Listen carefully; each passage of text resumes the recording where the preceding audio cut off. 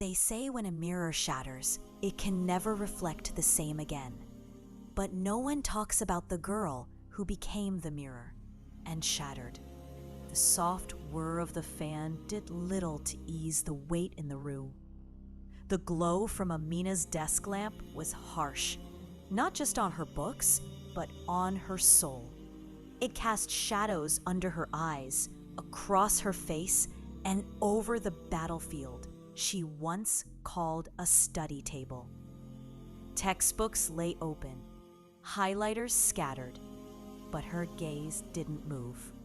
She wasn't reading.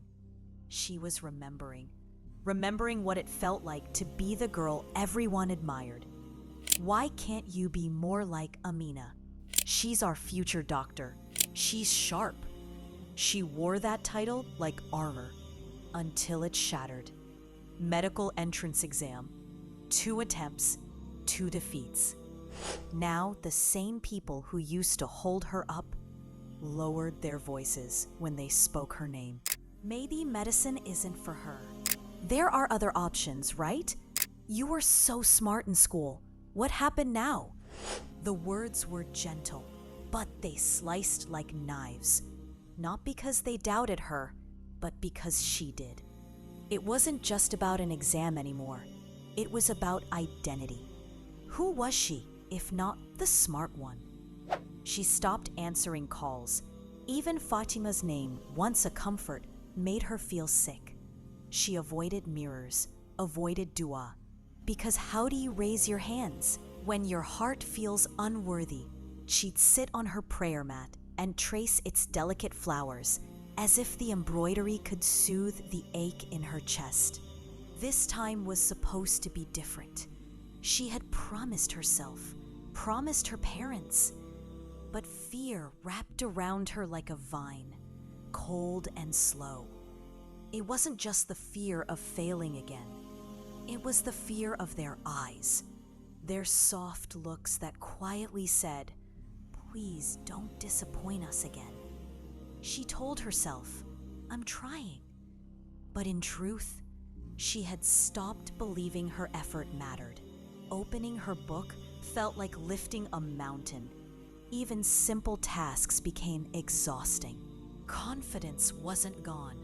It had been crushed under the weight of her own voice. "You don't deserve to try again."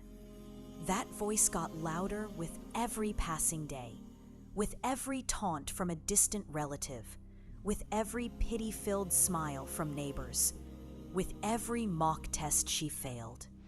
One evening, a loud clatter from the kitchen made her jump. Her mother's laugh floated down the hallway, and that's when the shame hit.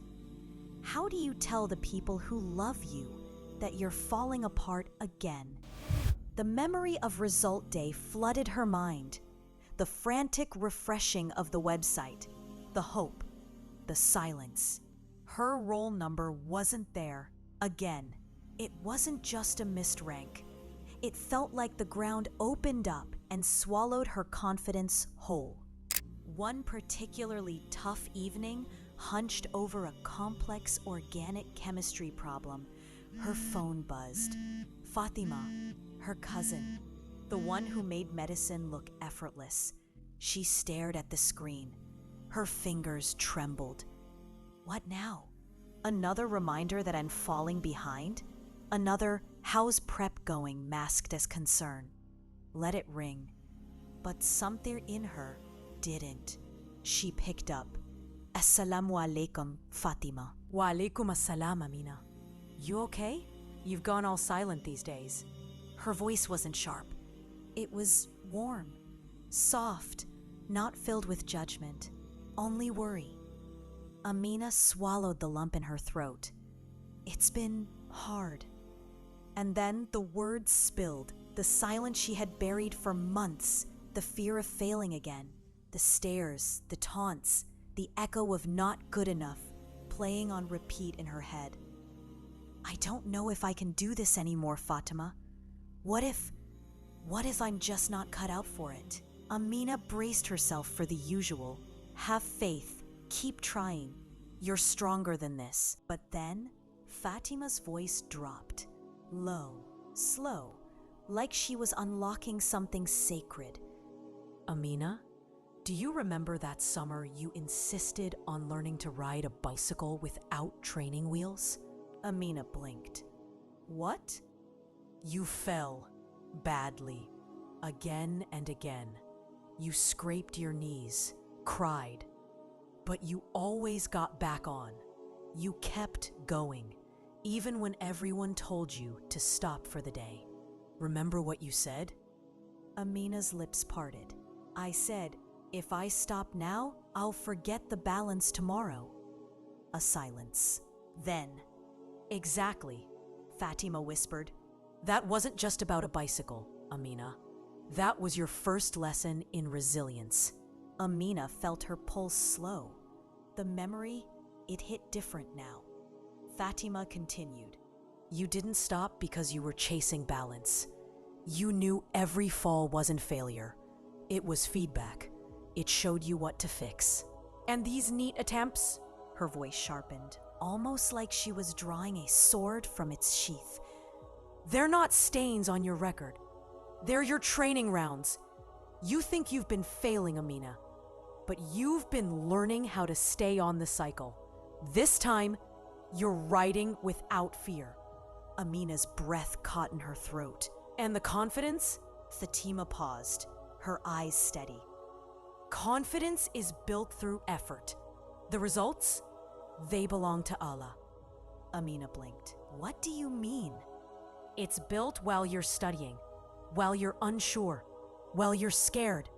Confidence doesn't appear out of nowhere. It grows in the shadow of effort. You don't wait for it to arrive. You build it, brick by brick. Ameena sat frozen. For the first time, someone hadn't seen her as a broken version of who she once was, but as someone becoming. That night, she opened the Qur'an again, Surah Yusuf. Then he raised his parents to the throne, and they all fell down in prostration to Yusuf, who then said, "Oh, my dear father, this is the interpretation of my old dream. My Lord has made it come true. He was truly kind to me when he freed me from prison and brought you all from the desert after Shaitan had ignited rivalry between me and my siblings." She stared at the verse again. Like Yusuf alayhi salam, she had a dream too, not sent in a vision, but born from her heart, becoming a doctor, helping people, making her parents proud. But reality broke it, buried it under self-doubt. Still, the verse whispered, "Indeed, my Lord is subtle in what he wills." Maybe the delay wasn't a denial. Maybe the detours had purpose, like Yusuf alayhi salam, who rose from a well to a throne. She wasn't in prison, but she knew what it meant to feel trapped by failure, fear, and expectations. Yet even then, Allah sent signs, a friend's call, a verse that felt personal. Indeed, he is the knowing, the wise. Maybe one day she'd look back and say, "Now I see it was never wasted." And for the first time, she believed it. Ameena looked at her textbooks with new eyes. Each page, each problem, no longer felt like a trap waiting to expose her weakness, but a chance to grow, to master, to build. She approached her studies with a quiet calm, not rushing, not panicking, just focused, breaking down hard concepts into smaller steps, understanding, not just memorizing. And every time doubt whispered in her ear, she reminded herself of a verse that echoed gently in her heart. Indeed, with hardship comes ease. It wasn't a leap anymore. It was a steady walk. She wasn't chained to her past anymore. She was growing through it, not perfect, but purposeful. And for the first time in years, she felt something powerful. Hope. She understood now. deep in her soul, this wasn't just about a test. This was about her faith, her resilience, her trust that Allah was never absent, just writing a different kind of story for her.